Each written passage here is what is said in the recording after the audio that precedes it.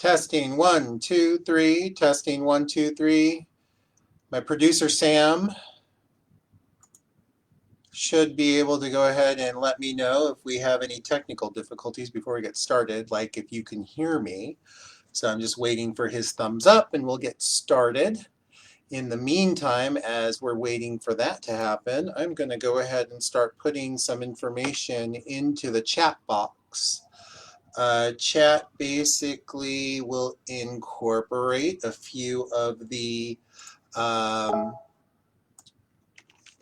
websites for vaccination.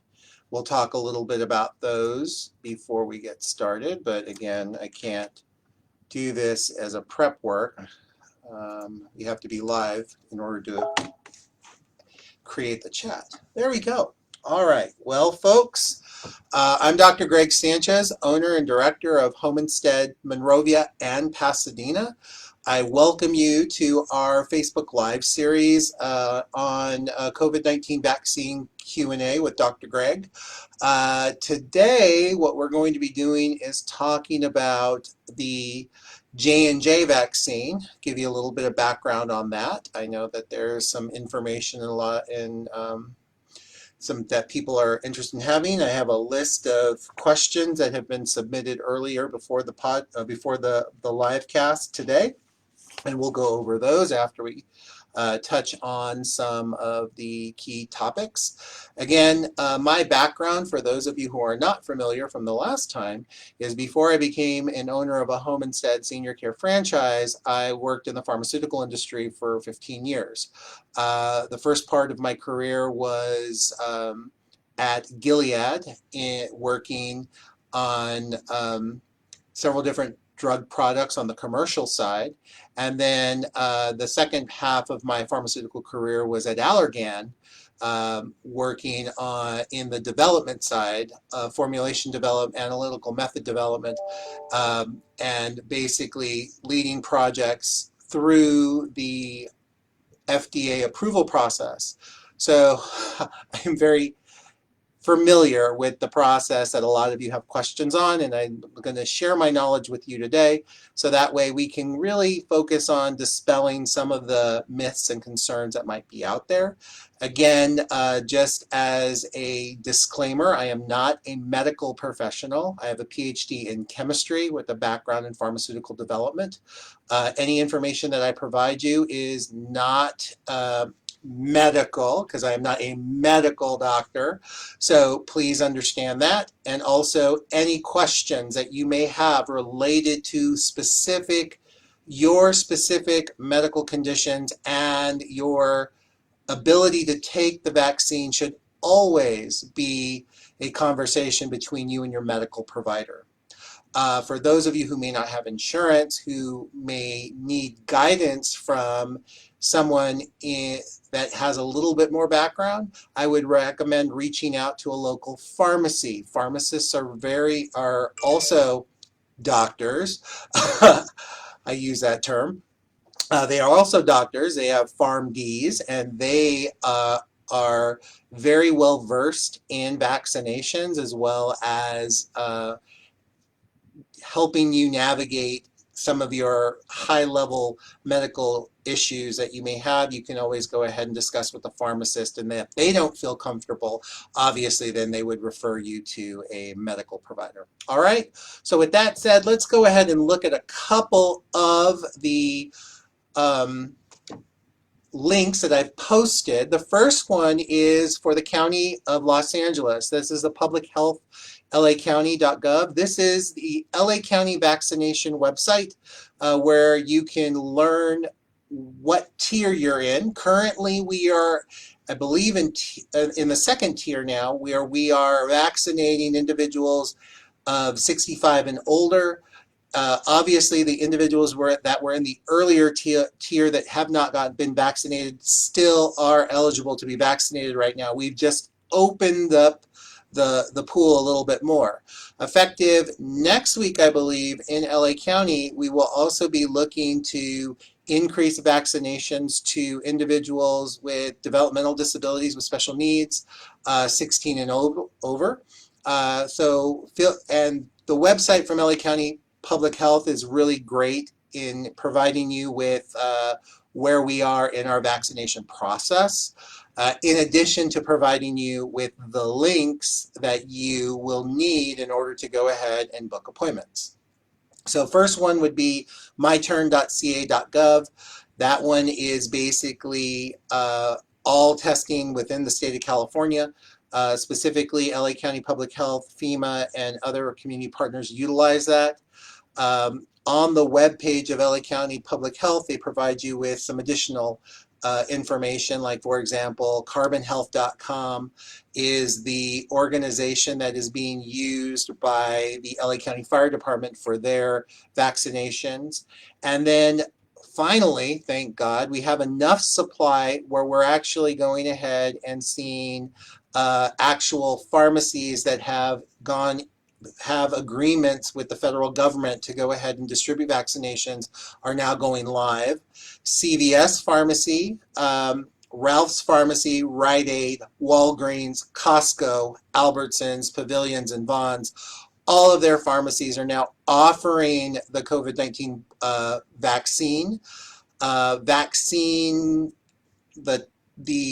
vaccine that they're using, I don't know. You would have to actually contact them, which makes it a lot easier for our seniors or for individuals who are not tech savvy. You can now call your pharmacy, one of the CVS or the Ralph's Pharmacy, and ask them for information on booking an appointment. So it makes it a lot easier for those folks who do not have computers or the internet to really be able to go ahead and utilize those resources. And I can tell you right now that one of our caregivers just told me the other day that she was able to go ahead and get her father and her vaccinated at her local CVS pharmacy. So that was great.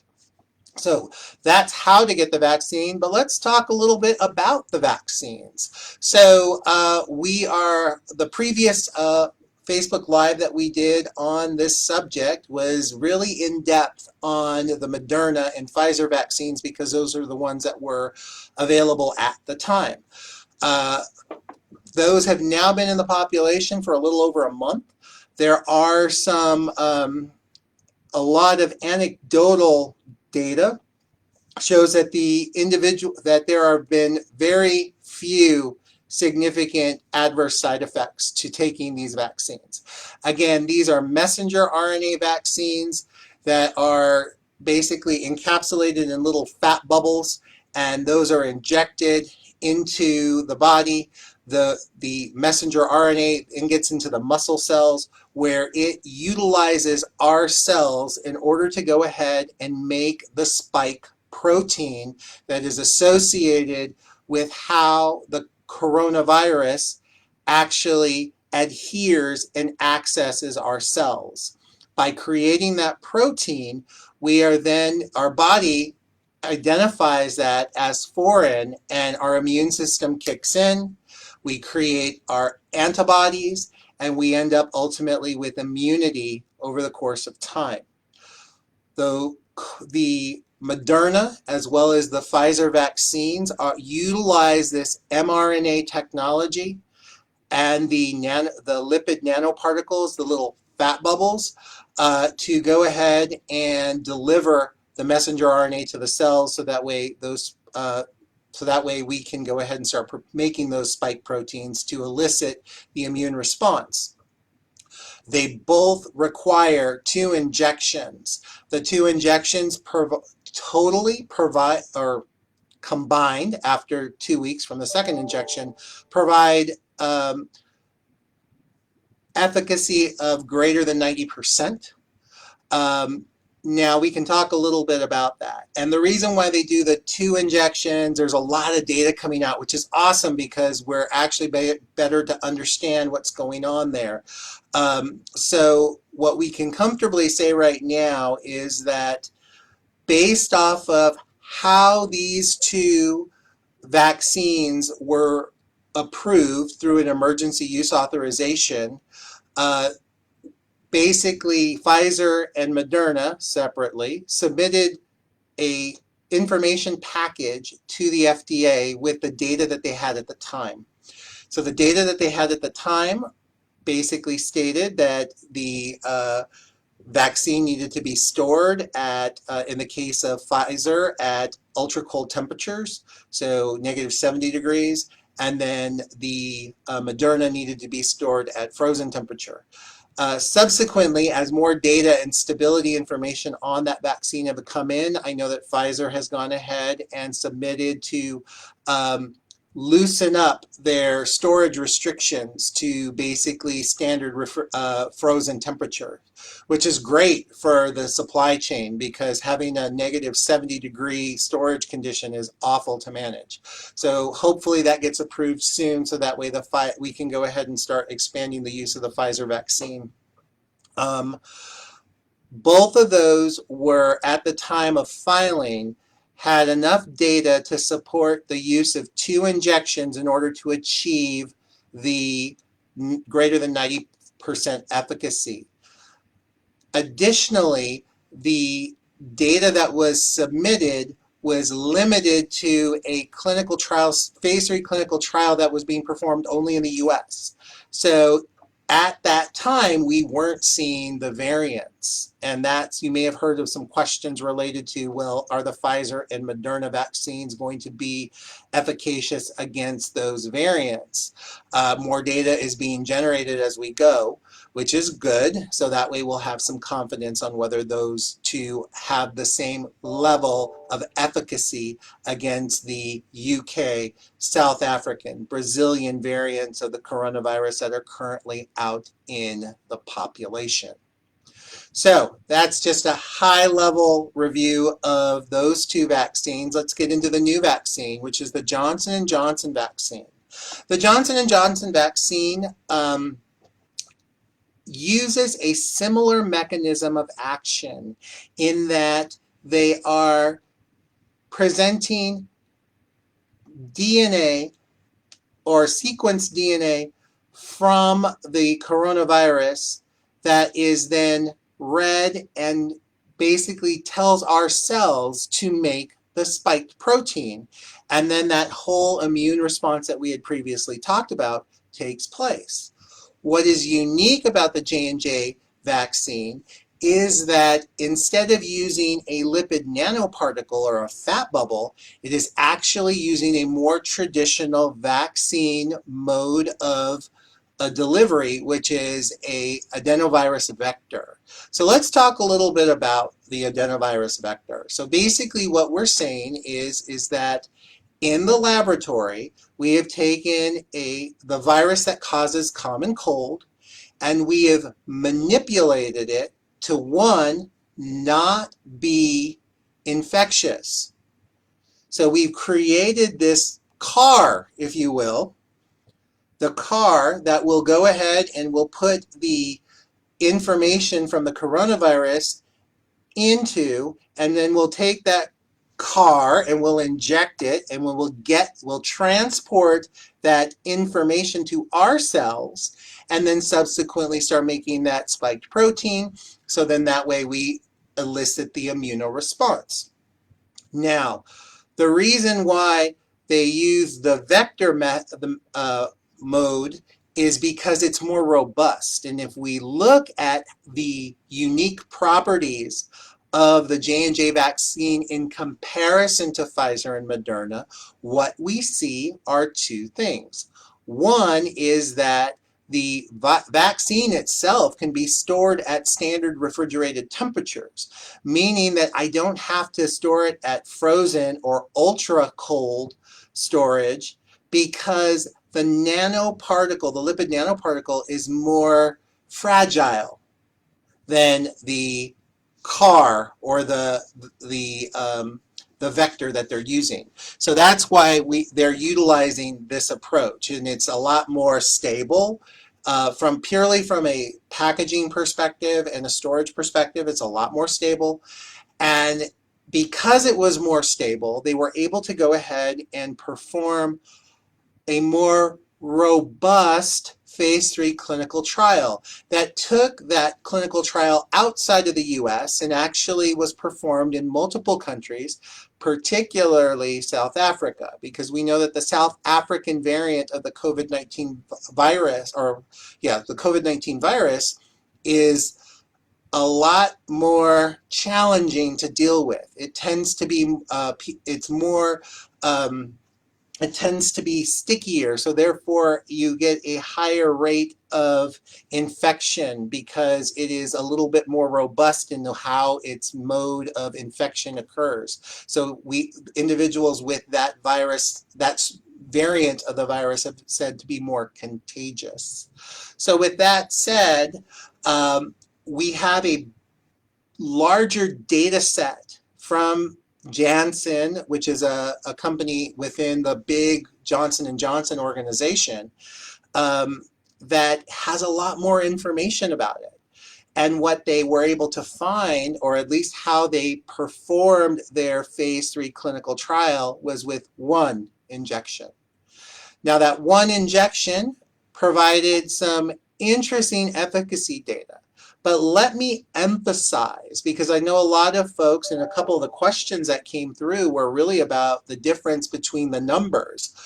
Why would I want to take a Johnson & Johnson vaccine that only has a cumulative efficacy of 70 some odd percent versus taking a Moderna or Pfizer vaccine that has 90%?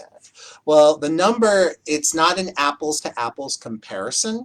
So we need to take a moment to take a step back and understand what those numbers mean. So as I said, Moderna and Pfizer were the clinical trials performed in the US, the clinical design with 2 injections. That is the data that they generated, and that is what was presented to the FDA. Now, the Johnson & Johnson vaccine, different clinical trial design and different populations. So it's not an apples to apples comparison. And that's a good thing. What that basically does is it provides us with a little bit more insight on the true efficacy of a vaccine that is being globally distributed. I think that gives me confidence to understand that even though it has a lower efficacy percentage, it still works against the various variants that are out there. And again, we don't know as of yet. There's early studies that suggest that both the Pfizer and Moderna vaccines also protect against the variant, not at 90%, but somewhat lower. But again, we're still getting that information. So 70 some odd percent for Johnson & Johnson isn't bad. The key number that we need to remember is, why are we taking these vaccines? It's not so that we don't get sick. Let's be honest. I mean, yeah, of course we don't want to get sick, but no vaccine or no medication guarantees you 100% that you're never going to get sick. In the case of vaccines, particularly with COVID-19, what we're trying to do, or at least the scientific community is trying to do, is to negate hospitalization. And that's the key with the JnJ vaccine that you've heard from Dr. Fauci and several other individuals in the scientific community, is that no one out of that very large, tens of thousands clinical trial population was hospitalized. That is the key. So will you get sick? You might get a little sick. You might even get moderately sick. But will you be hospitalized? No. And that is the key why the JnJ vaccine is so important in the tool chest of fighting this virus and stopping this pandemic. Because if we can minimize the number of people who are hospitalized, we then minimize the number of people who will die from this virus. So that is the good thing. So even though the cumulative efficacy is 70%, the fact that 100% of the individuals did not go to the hospital is a good thing. So I believe it's 85% that reduced severe disease. So even if you didn't get hospitalized, you didn't get to a point where you were really very sick that would prompt you to go to the hospital. Now, did you not have the loss of taste and smell? Did you not have the headache? Well, no, you may have had those, but I could live with that versus being stuck in a hospital on a ventilator. So that's the good thing about the J&J vaccine. How are these vaccines using viral vectors manufactured? That's the controversial part that people are questioning. You may have seen recently that the Catholic Church, particularly in the Archdiocese of in New Orleans, is saying that it's not good because there are that it was coming from a aborted fetal cell line. Let's talk a little bit about that. These cell lines were gone ahead and obtained decades ago from aborted fetal tissue, whether that be lung or kidney. Now, those cells were taken, and these cell lines are just replicated over and over again. So if someone were to say or tell you, oh my God, I'm not going to take that vaccine because it's got aborted fetal parts in it, that's not the case. If they said, you know what, that vaccine line was created with a cell line that has aborted fetus DNA, well, yes, that would be true. So I'm not going to candy coat that. I think there are multiple vaccines currently being utilized for everything from Zika, Ebola, HIV, chicken pox, the MMR vaccine, the measles, mumps, rubella. All of them have come from some sort of cell line, a human cell line. Now, all that does is basically you have a viral vector, an adenovirus that has been augmented. You have to replicate it. The best way of replication, the cleanest way of replication, from my understanding, and I'm not a vaccine chemist, I am not a virologist, but I am basically talking purely from the pharmaceutical manufacturing process or the biomanufacturing process, is that we take the viral vector that has been augmented, and then we place it into these cells, these human cell lines, for replication. The replication process takes time, but we are able to go ahead using this technology or this concept to go ahead and create very large quantities of this augmented viral vector in order to be utilized for vaccine purposes. Same thing. Now, there are other modalities in order to go ahead and manufacture or grow viral vectors, augmented viral vectors. You can use duck liver, you can use chicken, you can use all different sorts of types of living cells, but there's always going to be some challenges with that. There was a cell line from chimpanzees that was utilized for another vaccine. But again, you have various other contaminants like simian viruses in there. So you need to be careful. Ultimately, though, it is a standard practice, and even the Vatican, I believe it was the Vatican Bioethics Office, that was originally run by Cardinal Ratzinger, formerly or also known as Pope Benedict XVI, stated that yes, we should be cognizant of the fact that these are that the material was utilized came from an aborted fetus. However, the fact that it is sustaining and maintaining human health is kind of allowing them to move forward. So, there's a lot of controversy with vaccines, as we all know, because we've seen them happen. We've seen those discussions in our chats previously. But I think ultimately, if we look at what is happening here, we are saving millions of lives by going ahead and getting these vaccines up and into people. So with that said, I hope that provided you with a little bit of information on the manufacturing of adenovirus vectors that are augmented to go ahead and be utilized for vaccine. The process of going ahead and the regulatory process for filing for the approval is similar to that of any other drug product. It needs to be vetted by, there's a sequence of tests and studies that need to be performed and then submitted to the FDA as part of the filing package.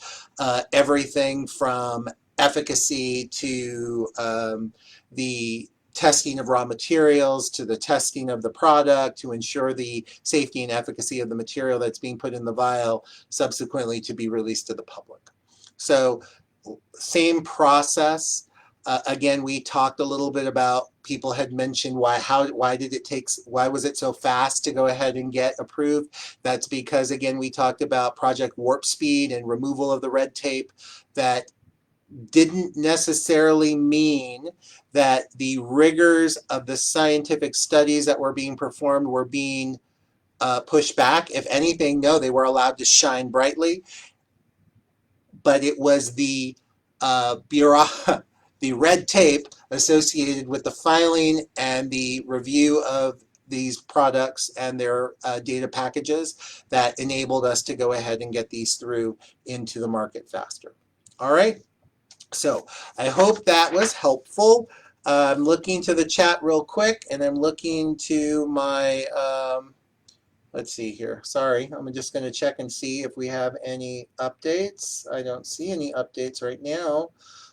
So nothing from our folks here. Okay, and then nothing on the text and nothing from the chat. So we will keep going. All right, with that said, let's go ahead and answer some questions.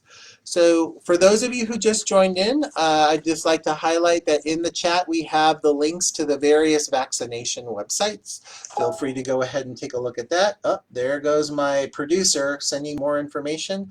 We'll go ahead and answer these questions after we go ahead and touch on these questions that were sent in earlier. So first one, what is the difference between the J&J vaccine compared to the Pfizer and Moderna vaccines? Again, the Pfizer and Moderna are what we call messenger RNA vaccines that are basically placed in lipid nanoparticles or little fat bubbles as the mode of, or basically the way in which that we suspend and allow for the messenger RNA to get to the cells in question, versus the J&J, which is using the viral vector.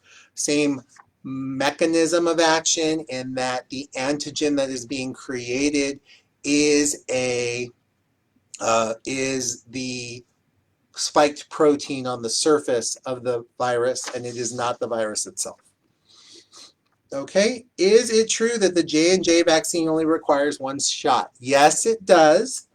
So that's great. And again, the efficacy numbers that we talked about earlier are all equated to that one-shot regimen. Why does the J&J vaccine only require one shot and the other two require two? Again, that is the way the clinical study was conducted and or designed. So there's nothing at this point. Again, more data is being pulled in about those Pfizer and Moderna. But right now, what they have been filed with the FDA is a regimen of one injection of that J&J vaccine and two injections for the Pfizer and Moderna. Is a J&J vaccine more risky to seniors since it's only one shot? No, it is not more risky to seniors because it is only one shot. I think that the concern for a lot of seniors is the same, and I can utilize my 96-year-old grandfather's example, who is very frail right now. And we as a family, as well as in consultation with his primary physician, have decided against getting him vaccinated. My grandmother, who is 96, has been vaccinated. She's doing well, but because of his compromised health, if he were to have a side effect from that vaccination, it may be detrimental. So again, it is in everyone's best interest when you have underlying health conditions that may make it questionable for you to go ahead and take any vaccine. Please reach out to your medical provider on getting more information as it pertains to your individual condition. Why did the J&J vaccine come out later than the Moderna and Pfizer? That's probably because of, the process that they were in. Again, each company will go ahead and prioritize various projects within, and then the one that is going to be the one that makes it to the finish line is usually pushed over. It could also be because of the fact that they had a larger a global population within their phase 3 clinical trial, so therefore it took a little bit more time to go ahead and collect all the data from the various clinical sites. That might have been it. I'm speculating though. So usually it's probably just the process in which their clinical study and the interpretation of the data may have taken a little bit longer. That's all. But again, I'm just speculating that there's really no bad reason as to why. The other thing that we also need to remember is that there are global pharmaceutical companies all over the place. The AstraZeneca Oxford University vaccine, which is also a viral vector based vaccination for COVID-19, which has already been approved in Europe and in parts of Asia, has yet to file here in the US. They should be filing sometime, at least my understanding from the last literature search I did, they should be filing within the next month or so. And we might have a fourth vaccine available to us here in the US. So yes. Is the J&J vaccine better than the Moderna or Pfizer?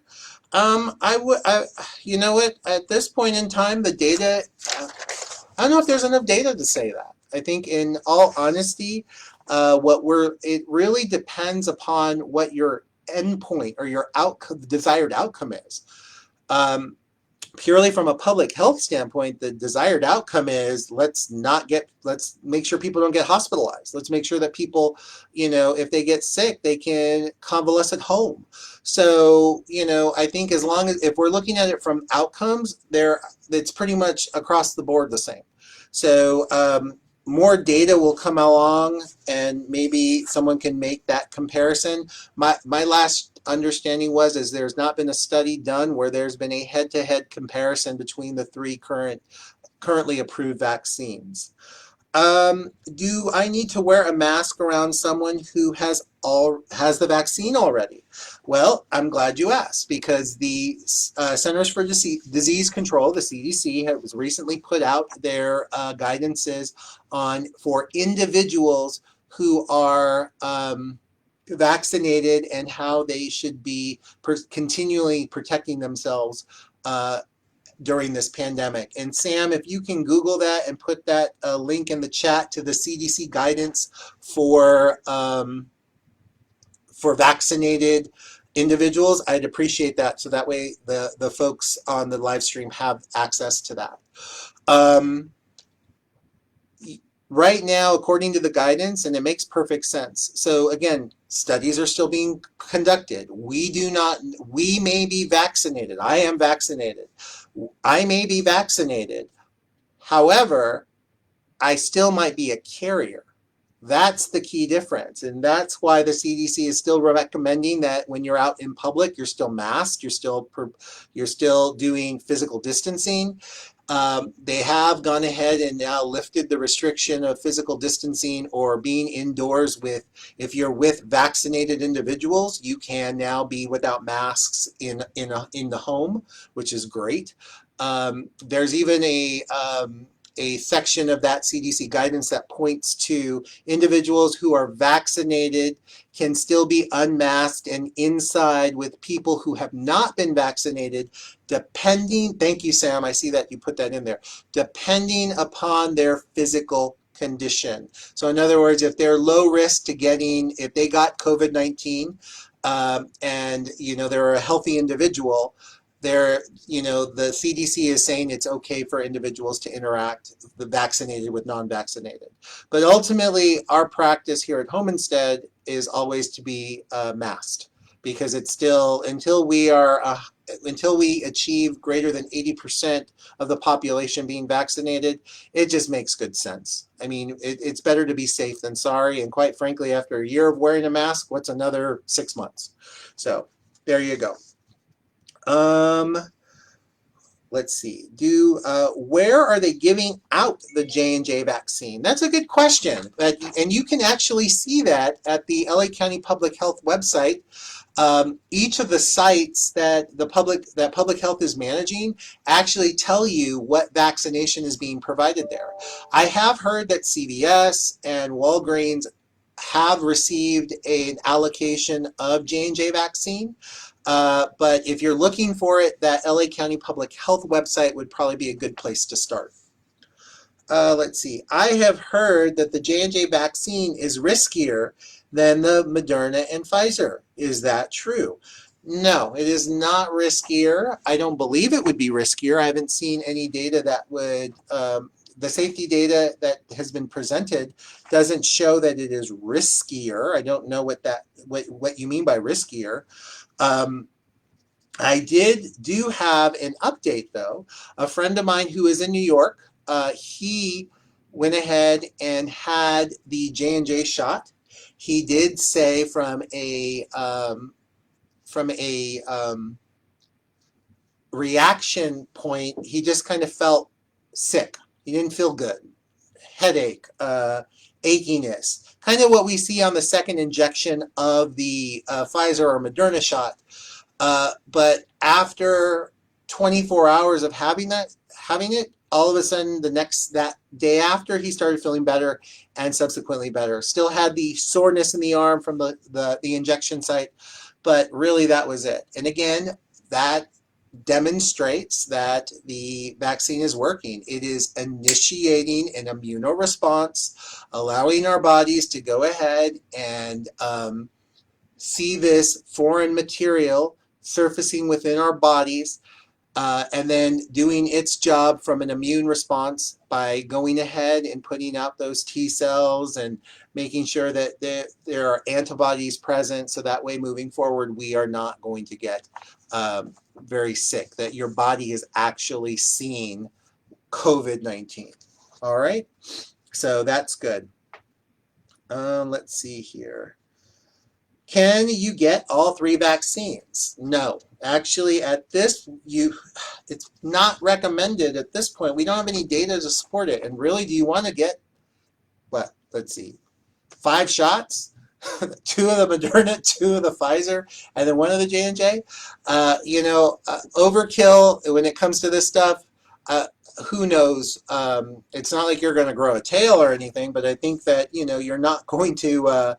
I don't know if there's any benefit to having all 3 shots, and there's no data to support taking all 3 shots, or all 3 vaccines. So just an FYI, stick with what has been currently studied.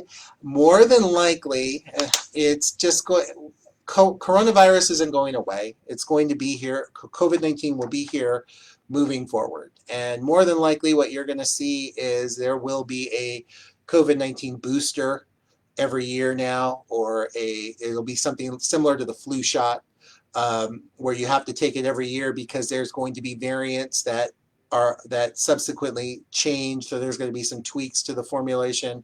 So then that way it's effective every year. But something tells me that this isn't going to go away, and it won't be as bad. We aren't going to be at a point, because now the world has seen COVID-19.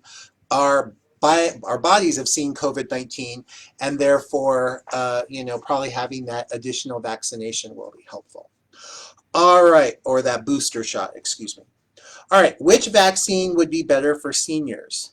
In all honesty, from a compliance perspective, I would say the J&J shot would probably be, because it's one and done. The challenge with with the current Pfizer and Moderna regimen is that those 2 injections within a month, within 3 to 4 weeks, depending on the vaccine itself. Compliance tends to be a challenge. I can tell you purely from the fact of our team here at Home Instead, the challenge has been finding the appointment to get the second vaccination. So, if you're dealing with an individual, with a senior who might have issues ambulating, or, can't be seated in a car for that long, you having to go ahead and take them to a vaccination site multiple times is problematic. So one and done is probably the easiest. All right. Let's keep going. I do see some good questions up here in the chat. We'll go ahead and touch on those in a second, in addition to some that Sam has posted here. Let's see, we're almost done with the ones that came in early. As an owner of a senior care company, which vaccine would you recommend and trust? Or which vaccine do you give your caregivers? Like I said, I wish we could be selective, but, based off of the data, any vaccine that is available, I am encouraging our employees to get. Now, I am not requiring, because, it's a choice. Would it be advantageous? Absolutely, to go ahead and be vaccinated. And if you can get any of the vaccines, any one of those vaccines, that would be great. So we're not encouraging one over the other. And we are just trying to utilize this platform, as well as educational opportunities, to educate our caregivers on the importance, and on the public about, the vaccine, and just the fact that getting it is really important. All right, let's see. Are the vaccines going to be free forever, or will end at the end of the year? You know what? At this point in time, they're free now. As for boosters in the future, I can't speak to that, but the American Rescue Plan, or whatever that the piece of legislation that President Biden signed today, or he's signing tomorrow, basically covers COVID-19 vaccinations, period. So your first cycle of vaccinations are covered.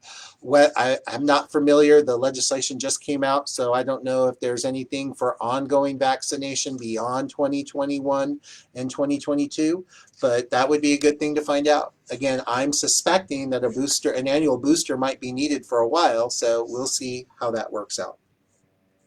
All right. What place can you get the vaccine around Monrovia, and what place can you get it around Pasadena? Again, now that they've Kaiser Permanente, whether you're a Kaiser member or not, is providing vaccines. Go to that public health website. There is also the link, but there's a phone number. And actually, let me see if I can.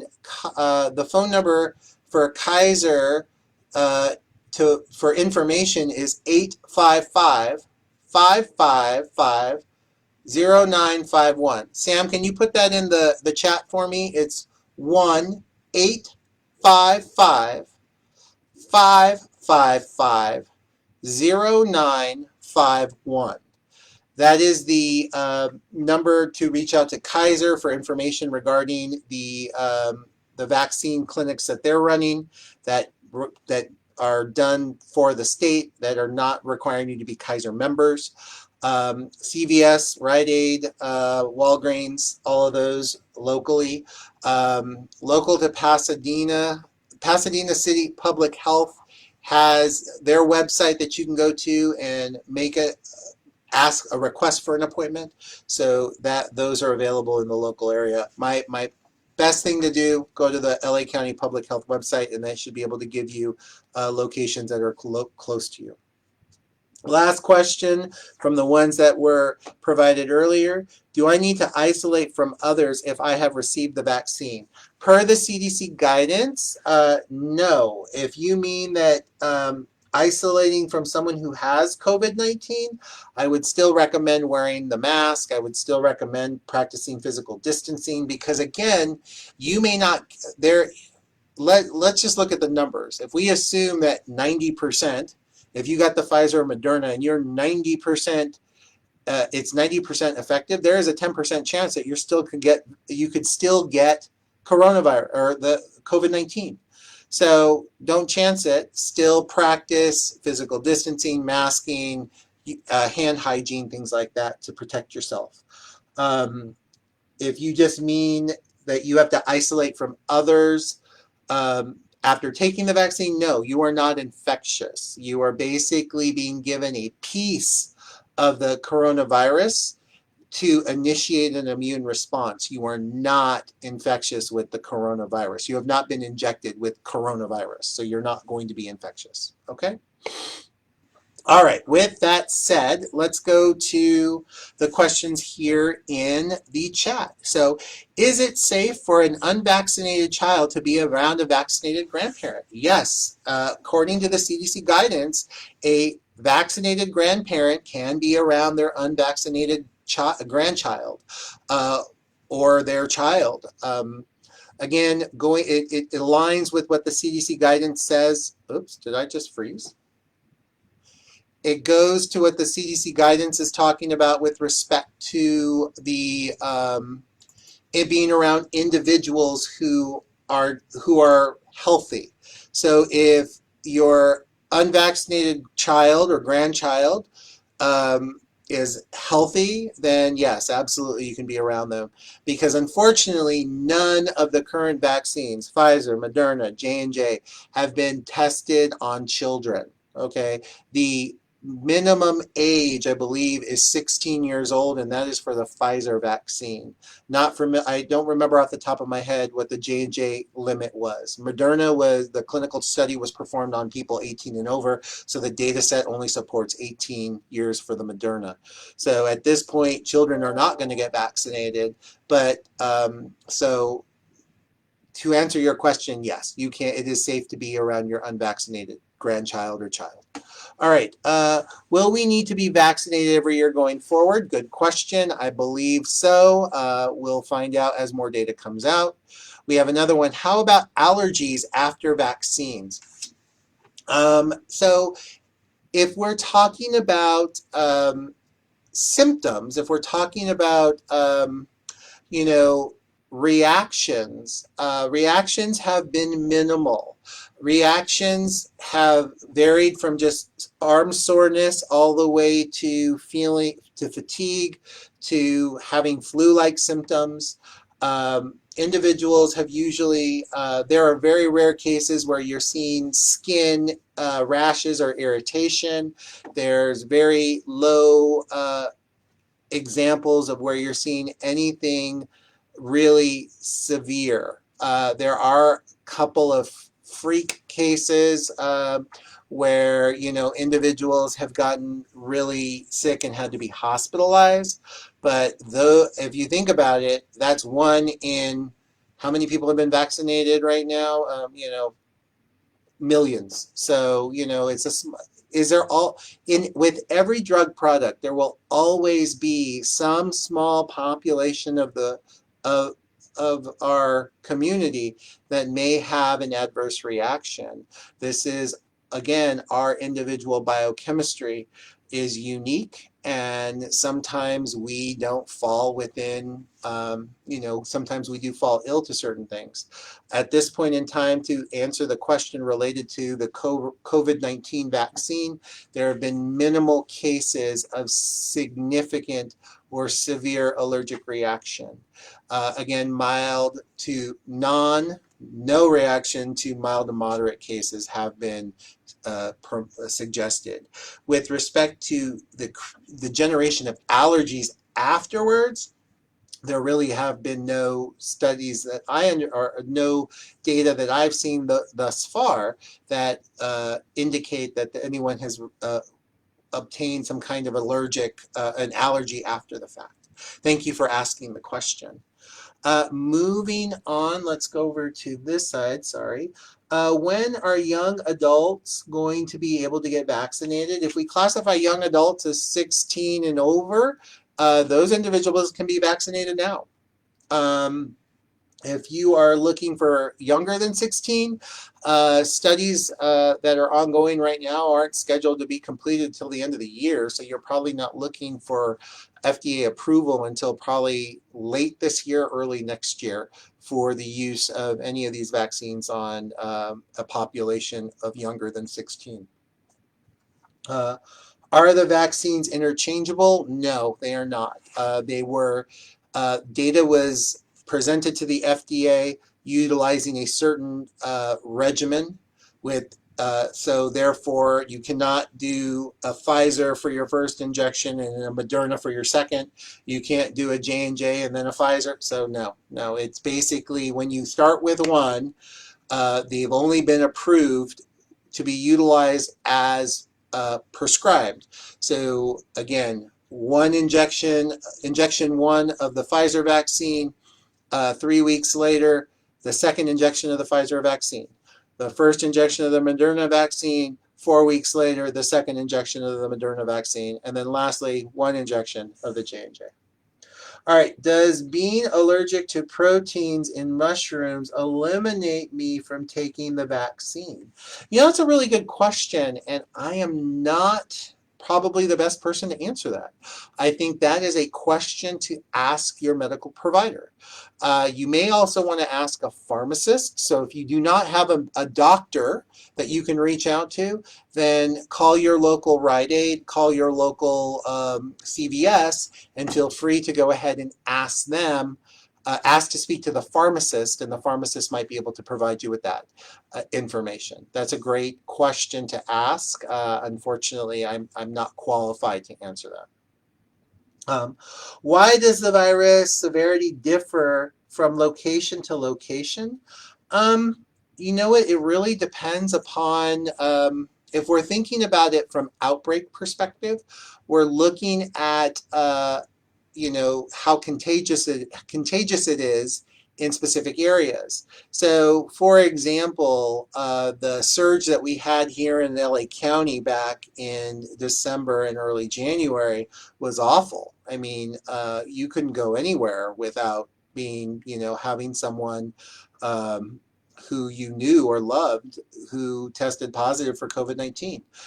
When you get to a certain threshold or a number of individuals who are contagious and they're not following appropriate guidelines with respect to masking, universal precautions, you have a higher risk of exposing the population. And unfortunately, this isn't just like a one and done kind of thing. It's like one person could potentially impact, if they're not being careful, could potentially infect every individual that they've been in contact with. Now, let's assume that that one person was in contact with 10 people and only 2 people were wearing masks. Well, that's 8 people that have been impacted and could potentially be infected with the virus, and now imagine that happening. So you can just see this starting to balloon out exponentially, and that's ultimately what ended up happening. That's when those lockdowns went into play, and we all went hiding back into our houses and walking around with hand sanitizer, which we're still doing in a lot of cases.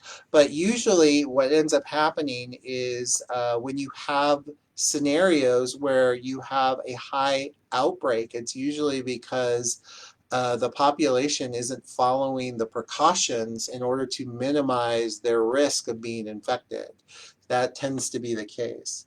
This is why there's a lot of controversy about individual states like Texas saying let's go ahead and remove all restrictions and just hope that we can trust that our people will do it.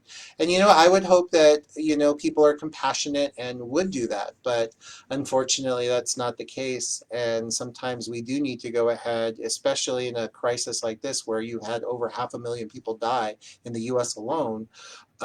We need to be a little bit more cognizant of following those rules. Good question. Thank you. In your professional opinion, do you think COVID-19 will be an annual outbreak such as the common flu? Yes, I do. Not to the extent as the initial pandemic, but I do believe that it will be in the general population globally for years to come. I don't think it's going away. And that's the reality of where we're at. I mean, it's unfortunate, but that's what we have. All right, so it looks like all of the questions have been answered. I want to thank you all very much for your time. I really appreciate it. If you have any questions, feel free to go ahead, and the chat will continue going, and Sam, my producer, will go ahead and notify me, and if I need to, and I can always respond after the fact. If you're interested in learning more, please go to the best place to go for information on all vaccines, as well as signing up for your COVID-19 vaccine would be LA County Public Health. Again, check out the chat for the links. Don't forget that if you have been vaccinated, CDC did put out their new guidance for that, and the link is there as well. So I thank you all so very much for your time. Stay safe, stay healthy, and if you're interested in learning more about, there it is, Home Instead Senior Care, go ahead and give us a call. Our phone number is 626-486-0800. We'd love to talk to you about how you can help keeping your senior loved ones safe at home.